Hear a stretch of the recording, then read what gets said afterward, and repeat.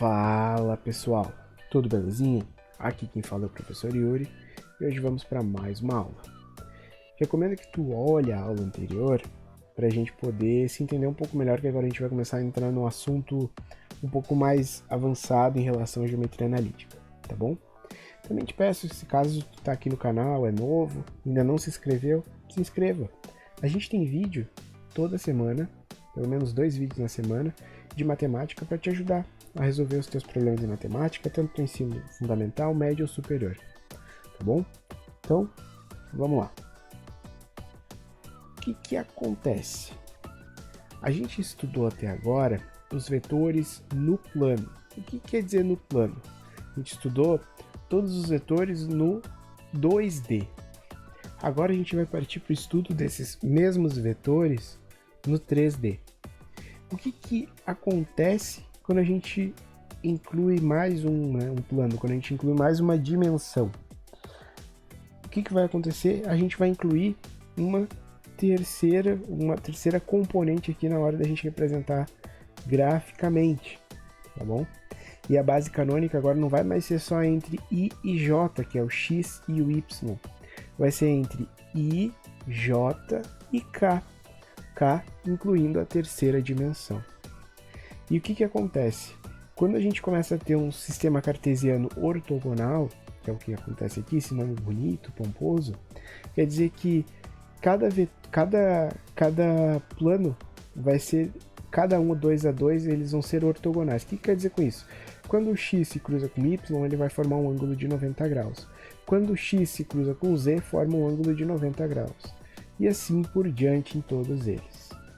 E aí, com isso a gente consegue formar, né, os novos, né, os eixos coordenados que a gente chama, tá bom?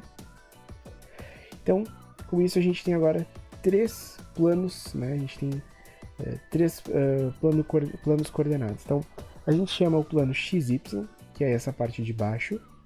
A gente tem o plano XZ, que é quando o X e o Z somente acontecem. A gente tem o plano YZ, que seria exatamente o que fica na frente para ti, a tua tela. Imagina a tua tela do computador, o XY é o chão, a base, se tiver no notebook teu teclado. O XZ, ele vai ser exatamente se tu pegar teus dedos e for reto, né, de frente, a ponta dos teus dedos, tuas unhas de frente para o teu monitor. E o YZ, ele vai ser exatamente o teu monitor, a tua frente, tá bom? Então vamos lá. Sabendo disso, agora como que a gente vai seguir, né? Como é que a gente vai escrever esses vetores no espaço? Eles são escritos exatamente da mesma forma que a gente escrevia os vetores no plano. Só que agora a gente vai ter a componente Z. Então nossos pontos vão ter X, Y e Z. Desculpem, e como é que a gente vai escrever eles? Vai ser um componente X, I, J e ZK.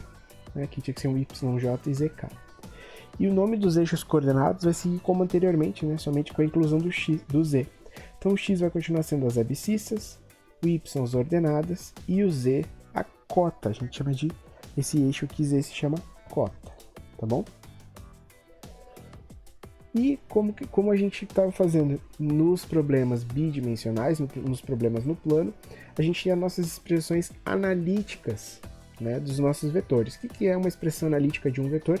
É quando a gente tira ele daquela forma vetorial, daquela forma geométrica e começa a transformar com as componentes I, J, K ou somente dessa forma para facilitar as nossas contas. Então, para a gente praticar e ver, ficar tudo em dia, vamos transformar esses 3 vetores na forma da tripla ordenada que a gente chama, tá bom?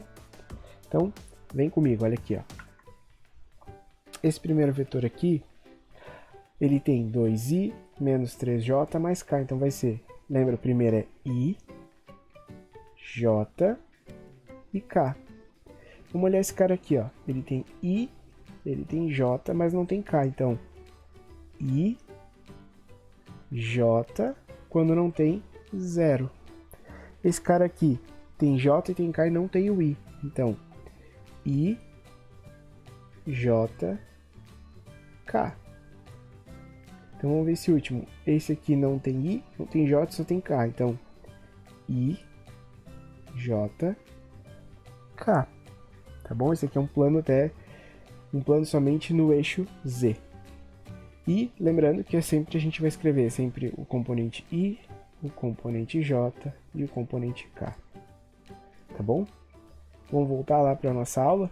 Hoje a aula não é tão demorada assim, é mais uma apresentação inicial. Então, através da construção de um paralelepípedo, né, desse retângulo tridimensional, a gente consegue verificar as informações, né, de um vetor. Por exemplo, se a gente pegar o eixo x, somente o eixo x, e todos os outros iguais a zero, e pegar um x igual a 2, a gente vai ter este ponto aqui. Se a gente pegar, por exemplo, o eixo y, e todos os outros iguais a zero, e dizer que y é igual a 4, a gente vai ter exatamente este vetor aqui. Se a gente pegar todos iguais a zero, só o z diferente de zero e ainda igual a 3, a gente vai ter este vetor aqui. Certo? Então, aqui a gente tem todas essas possíveis marcações no nosso sistema. E como é que nesse sistema tridimensional desse paralelepípedo, como é que ficaria o 3 menos 2 e 0? Vamos marcar juntos lá?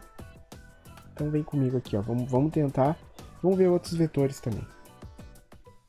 Então, 3, que eu tinha sugerido ali. 3 menos 2 e 0. Então vamos lá. Lembra que esse aqui é x, y, z, né? O IJK. Então 3 mais ou menos por aqui. Menos 2 no y. Então a gente vai vir para cá. Deixa eu fazer melhor, né? Aqui pontilhado porque está atrás.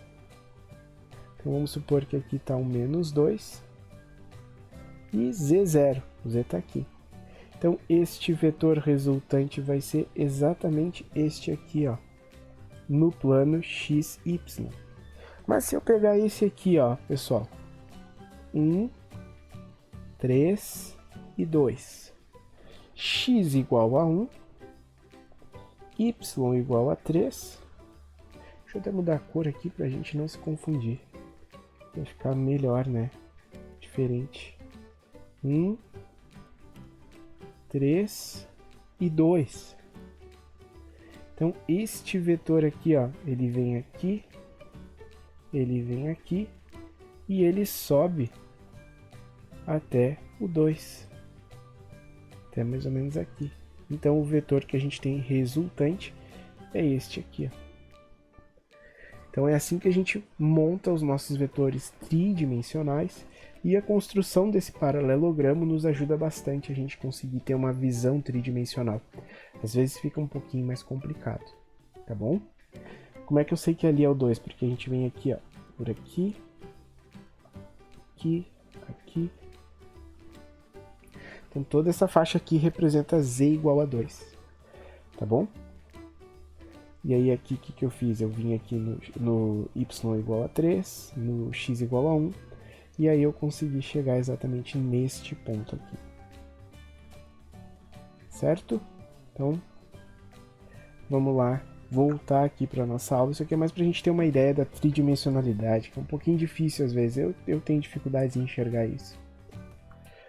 Bom, e diferente do que a gente tinha no bidimensional, agora no tridimensional a gente tinha antes 4 quadrantes, lembra? Eles eram em ordem anti-horário. Se tu não lembra dos quadrantes, olha lá nas nossas aulas de trigonometria que eu explico bastante sobre eles, na nossa playlist, né? Mas o que acontece?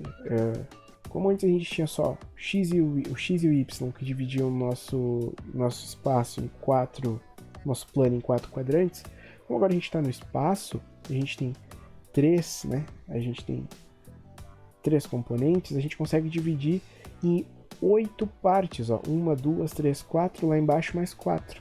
E a gente chama agora isso de 8 octantes. Nome feio, né? Mas não te preocupa, só para tu ter uma noção espacial. E a gente começa a contar daqui para cá, embaixo a mesma ordem. Então, o vetor, o ponto, né? 6, 4, 2, então ele vai estar x6, y4, z2, nessa altura. Então, aqui é o primeiro octante. O b, x menos 5, o y igual a 3 e o z igual a 2. Então aqui ele está no segundo octante, este está no terceiro, quarto, o A', esse cara aqui, ó, ele está no quinto, sexto, sétimo e oitavo octante, tá bom? Então, diferente do plano XY, que a gente divide em 4 quadrantes, quando a gente está em 3 dimensões no espaço, a gente tem 8 octantes, tá bom? Então, com isso, pessoal, a gente encerra a nossa aula de hoje. Não foi muito demorada, é um assunto introdutório, a gente vai entrar mais a fundo nessa parte dos vetores no espaço. Qualquer dúvida que você tenha tido da aula de hoje, deixa aqui nos comentários que eu te ajudo. Nos vemos na próxima aula. Tchau!